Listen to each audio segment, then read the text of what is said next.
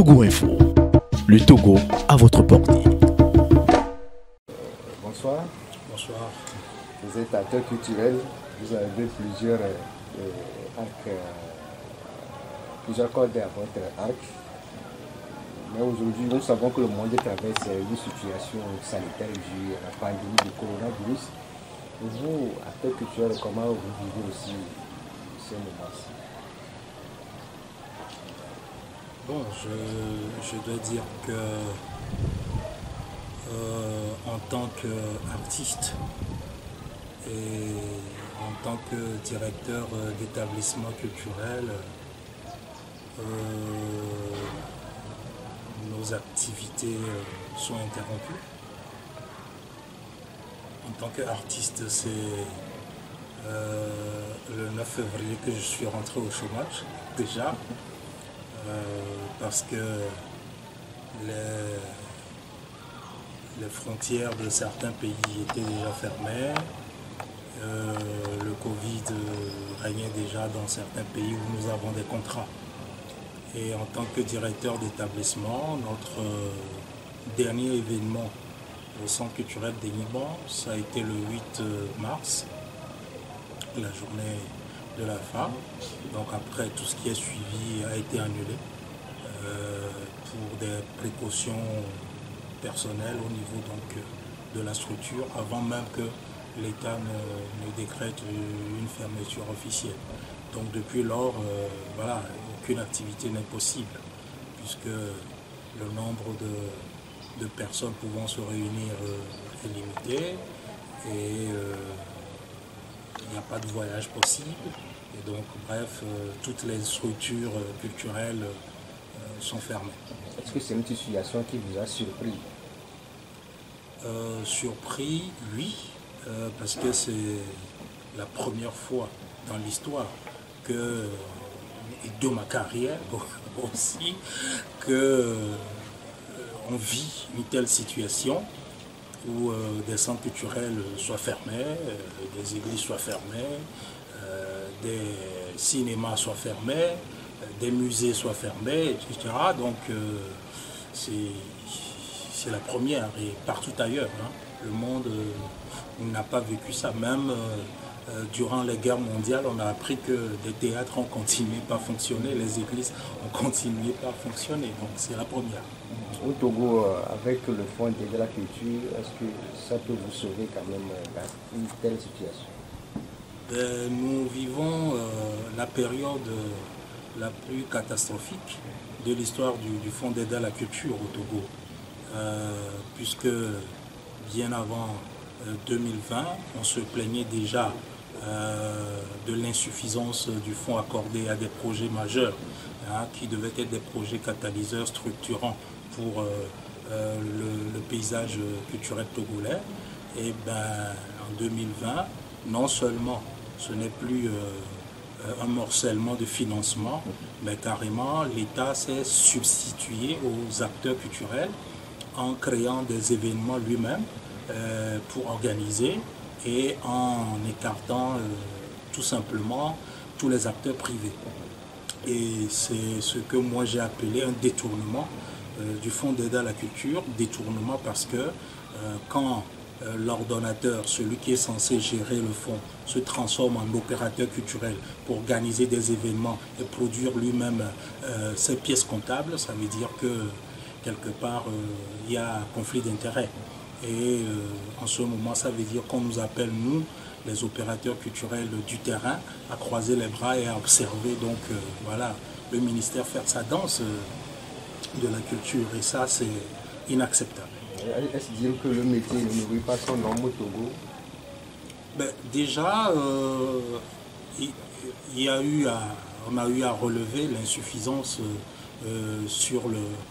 l'insuffisance dans le marché culturel, ou l'insuffisance du marché culturel, pardon, en ce sens que quand vous produisez une œuvre au Togo, une œuvre du spectacle, vous avez peut-être 2 centres culturels privés, d'Enigma et Espace Le Vert, à part ça, l'Institut Goethe et l'Institut français, et puis c'est tout.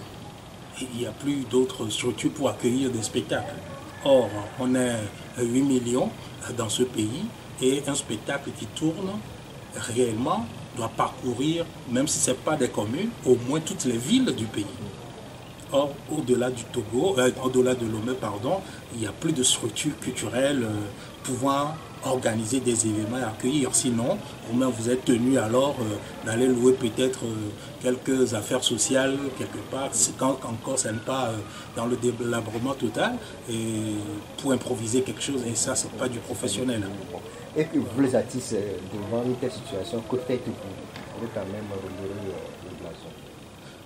Moi, en tant qu'entrepreneur culturel, ingénieur culturel, j'ai eu à faire des propositions au ministère de la Culture. Pas plus tard qu'en 2015, la ministre de la Culture d'alors, Madame Anaté, m'avait demandé un plaidoyer au nom des artistes pour présenter au président de la République pour que le fonds d'aide à la culture soit augmenté d'une part et que d'autre part qu'il y ait une ligne de plan d'action rapide pour que le paysage culturel soit relevé. Et j'ai eu à rédiger dans ce plaidoyer qui avait un plan d'exécution de 2016 à 2020 et qui devait porter progressivement le fonds d'aide à la culture qui est initialement de 350 millions à 1 milliard 125 millions en cette année 2020. Et le résultat, aujourd'hui, en cette année 2020, on devait avoir au moins 4 grandes maisons d'édition très puissantes pour produire des ouvrages à compte d'éditeurs.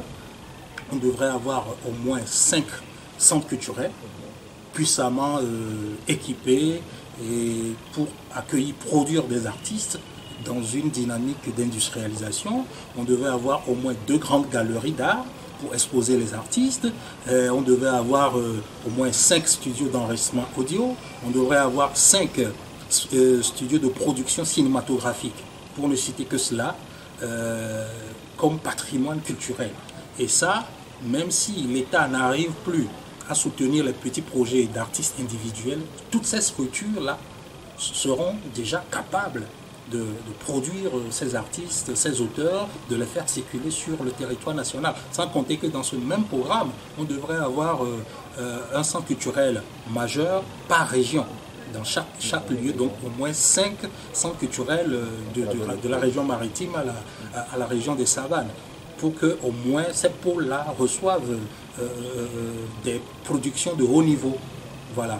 Et donc, ce projet qu'on a soumis, 2 mois après, Madame Anaté a été sautée, donc n'était plus dans le nouveau gouvernement formé, et c'est M. Lorenzo, Guy Lorenzo, qui l'avait remplacé. Et quand je suis revenu aux nouvelles 2 mois par après, à travers donc le directeur du Fonds d'aide à la culture, qu'est-ce que donc ce plaidoyer devenait? Eh ben, la réponse qui m'a été donnée, c'était que le ministre Lorenzo avait dit que ce n'était pas à nous, acteurs privés, de porter un plaidoyer devant le président de la République. C'est à lui, ministre et ses collaborateurs, de faire cela. J'ai dit ok.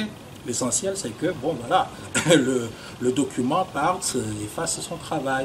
5 ans après, ben, j'ai posé la question, où est-ce qu'on en est? On m'a dit, oui, on a fait des démarches, mais ça n'a pas marché. Donc aujourd'hui, c'est tombé à l'eau.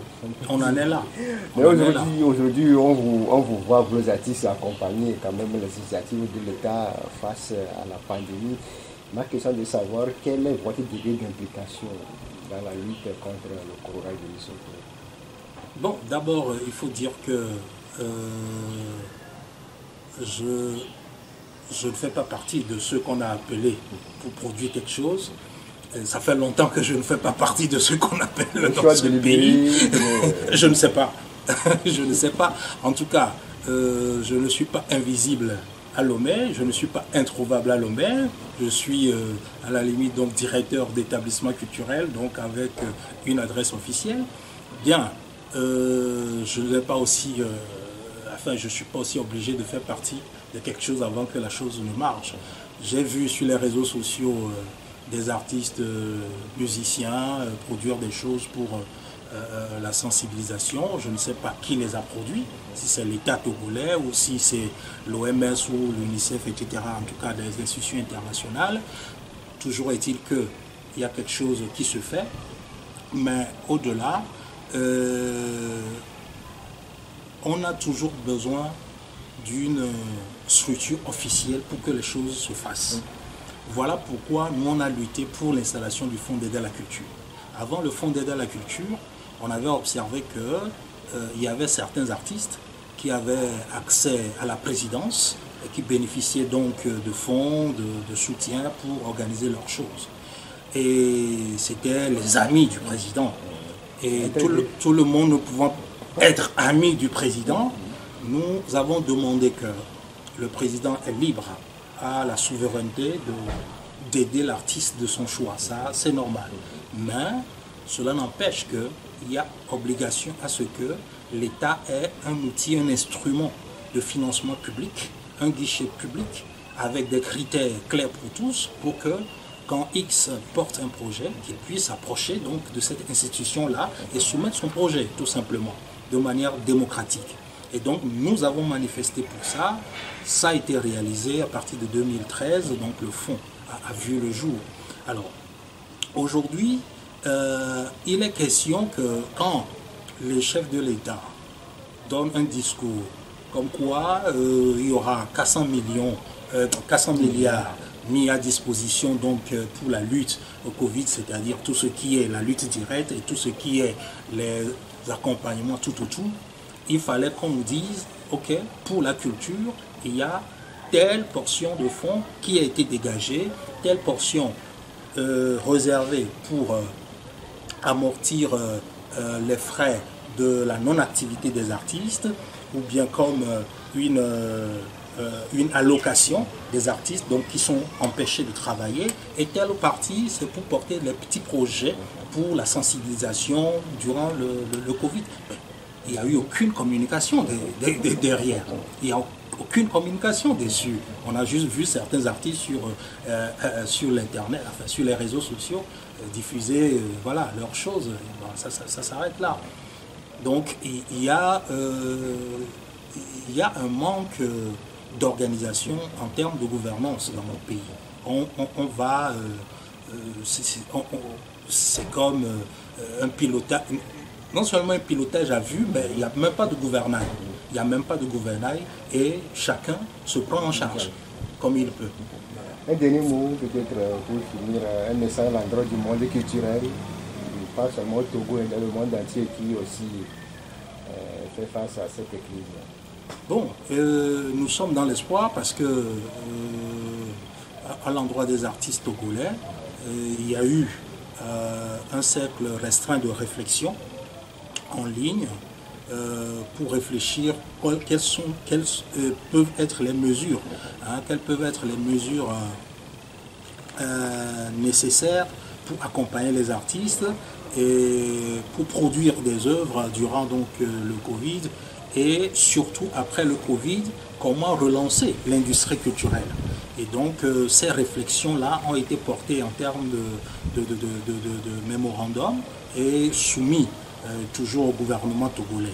Donc nous sommes dans l'espoir que rapidement cette crise va passer et que rapidement aussi le gouvernement va prendre ses responsabilités à travers toutes nos pertes, toutes les pertes qu'on a eues, dans ceux-là qui devaient donc voyager pour honorer des contrats à l'extérieur et qui sont bloqués, et donc aucune activité d'ailleurs nulle part.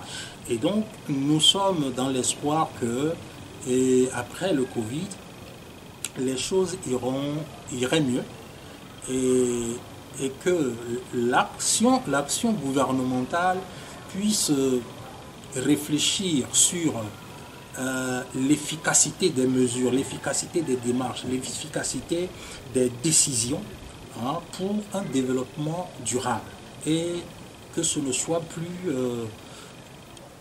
une improvisation, une aventure où l'artiste soit obligé de laisser son boulot pour aller devenir, je ne sais pas, un portefeuille au grand marché pour survivre. Moi, j'ai mal que ce soit toujours des artistes qui, au soir de leur vie, fassent des appels de bonne volonté pour leurs soins sanitaires, etc. C'est grave et c'est dommage. C'est dommage. Il faut qu'on arrête avec ça. Quand on voit des artistes faire des spectacles, on les voit à la télé, on pense que ils gagnent des choses, alors que on leur dit, ben, écoutez, tenez ces 20 000 francs, vous pouvez vous en sortir avec, tenez ces 50 000 francs, et c'est ça. Ce n'est vraiment pas le monde qu'on rêve, le monde culturel qu'on rêve. On rêve d'une industrie culturelle, et qui dit industrie culturelle dit une production vraiment à grande échelle pour que le Togo soit visible sur le plan international. Merci beaucoup.